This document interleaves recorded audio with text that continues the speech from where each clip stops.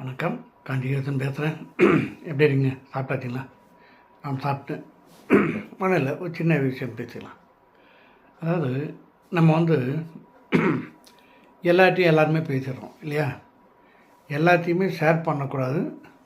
சில விஷயங்களை மட்டும் நம்ம சொல்லவே கூடாது யார்கிட்டையும் அப்படின்றது எத்தனையும் ஒரு 4, 5, 6, 7, 8, 9 பாயிண்ட் சொல்கிறாங்க. இதை விஷயத்தை மட்டும் ஷேர் பண்ணாதீங்க. எவ்வளோ டீப்பாக இருந்தாலும் ஷேர் பண்ணுங்கள், அவசரப்பட்டு பண்ணாதீங்கன்ற மாதிரி.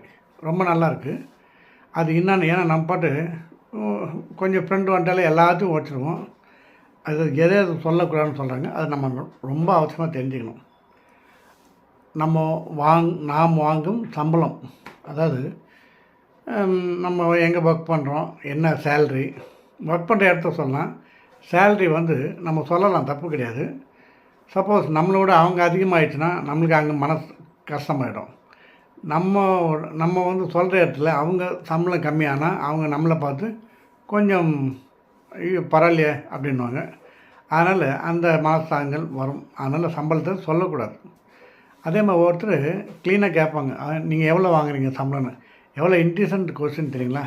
ஆம்பளைங்கிட்ட வருமானத்தையும் பெண்கள்கிட்ட வயசையும் கேட்கக்கூடாது. ரெண்டுமே உண்மை வராது. ஆனால் சில பேர் வேணே கேட்பாங்க, தெரியும், இன்னும் எவ்வளோ வாங்குறாரு உங்கள் மாப்பிள்ளை சம்பளம் அப்படின்னு கேட்பாங்க. அவங்களுக்கு இது இல்லைன்னு அர்த்தம். அப்படி தான் வச்சுக்கணும். ஓகேவா? அதே மாதிரி லேடிஸ் கன்சீவ் ஆகிட்டா, இப்போ கல்யாணம் ஆகிட்டு அந்த புது பெண்ணு கன்சீவ் ஆகிட்டா 3 மாதம் வரைக்கும் அது வெளியே சொல்லக்கூடாது. ஏன்னா நிறைய டெஸ்ட் இருக்குது. இதெல்லாம் கன்ஃபார்ம் பண்ணிட்டு தான் சொல்லணுன்றாங்க. கரெக்ட் தானே? ஏன்னா அவசரப்பட்டு சொல்லிட்டு சப்போஸ் ஏதோ ஒன்று ஆகிடுச்சுன்னு எங்கள் கஷ்டமாயிடும். பார்க்குறோம், என்னாச்சுன்னு கேட்போம். அதுவே பெரிய இதுவாகிடும். அதே மாதிரி குடும்பத்தினுடைய வரவு செலவு, எனக்கு மாதத்துக்கு இவ்வளோ மளிகை சாமான் ஆகுதுப்பா, ஹோட்டலுக்கு இவ்வளோ போகும்பா, அவ்வளோ போகும்னு சொல்லக்கூடாது. உன்னுடைய வரவு செலவு மற்றவங்களுக்கு சொல்லி அவங்களுக்கு வாங்கி தர போகிறீங்க கிடையாது. இருந்தாலும் அதுலேயும் நல்லது இல்லைன்றாங்க. அதே மாதிரி கணவன் மணி அந்யோன்யம். நான் டெய்லி என் பொண்டாட்டி பூ வாங்கி போவேன். மாதம் ஒரு பட்டு போடுவேன். பிறந்த நாளாக நெக்லஸ் தான் இருக்குது, செய்கிற, இல்லைன்னா என்ன பண்ணுவீங்க? அதனால் அதையும் சொல்லாதீங்க. முன்னாடி நீ செய்கிறீங்க அவ்வளோதான், அப்படி வச்சுட்டு போகலாம். ஓகேவா?